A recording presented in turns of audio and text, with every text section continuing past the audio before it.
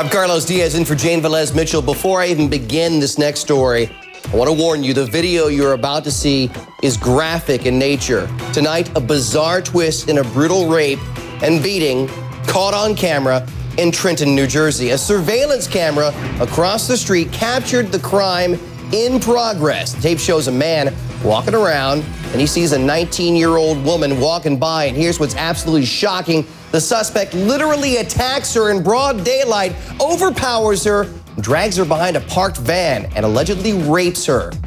How about this for brazen? These store surveillance shots were taken when the suspect returned to the area only about an hour after the rape.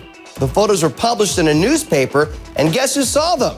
The suspect. 22-year-old Jonathan Worley called police and said, "Hey, I got my picture all over town. I didn't rape anybody." He even came to the police station for a chat, but he never left. They arrested him on the spot.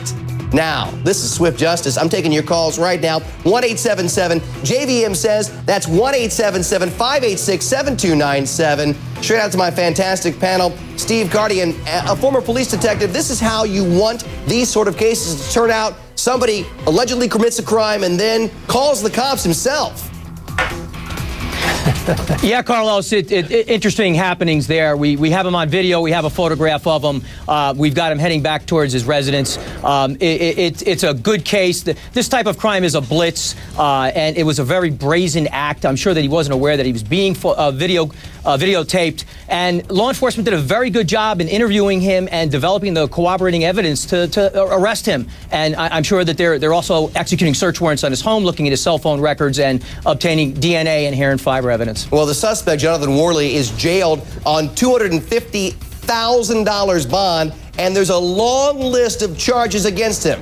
Aggravated assault, kidnapping, aggravated sexual assault, robbery, and terroristic threats. And police are investigating whether he is involved in 2 other unsolved rapes in the area. Dr. Dale Archer, he saw his face on surveillance photos posted inside businesses. He called the cops. He went to the police station to proclaim himself innocent. I'm not a psychologist, but I'm thinking he's got a guilty conscience. Stupid is as stupid does, I guess, would sum him up. But yeah, these guys, basically, going back to the scene of the crime is very, very common for criminals. Actually, they've done studies on that, and they've interviewed convicted cons, and they do it. But they do it for a variety of reasons. But here it's very clear. He was reliving the rush of the crime. He was reliving the capture, the rape, and then he was thinking, they got nothing on me. I'm going to the convenience store, getting a Coke, and the police are not smart enough to catch me. So he's got a grandiose sense. Obviously, he's a fool, and then he sees the video, calls the police station, and goes and tries to clear his name because he thinks that he can do that. But you know what? I hope this guy is thrown away for life, and his genes are taken out of the gene pool forever because he's a moron. Yeah, and the thing is, I mean, this video we're about to show you one more time. I want to show the video one more time, but before we do, I want to warn you again. If you see this video, when I saw it today, it turned my stomach because it is just so horrific to watch this man grab this woman. This alleged victim is a 19-year-old Hispanic woman. Once again, let me warn you, this surveillance attack contains graphic content. She was minding her own business, walking to the gym, 6:15 in the morning, people, 6:15 in the morning when she was brutally attacked. Later, she was brave enough to return to the scene to work with police to find her attacker, Robin Sachs. This young woman has gone through so much. Will she have to testify in court against her attacker? Well, just like your warning about the video, I want your viewers to be warned that this is just not how cases generally work in sexual assault cases. In sexual assault cases, there's very rarely a video. There's very rarely an opportunity to see the person come back on video.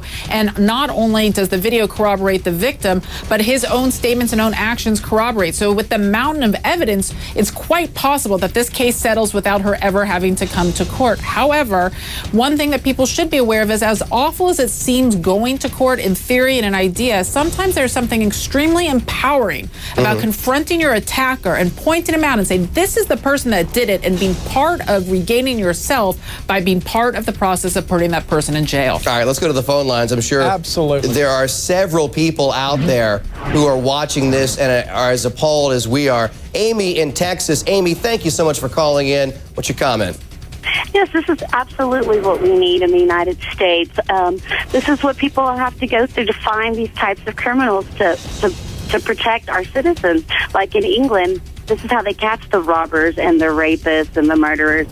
If you don't have anything to hide, why are you scared of these surveillance cameras all over our streets? So you're saying you're in favor, Amy, you're in favor of having surveillance cameras like this all over? Absolutely. Yeah. Why not? This would catch exactly these types of people that need to be caught. I have nothing to hide.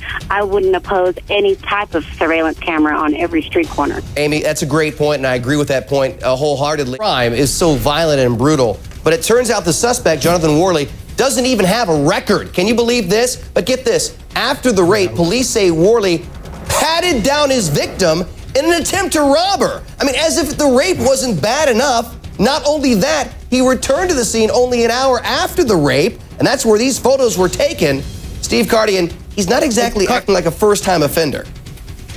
No, Carlos, that body language that he's exhibiting on that video is certainly not the body language of a first-time offender.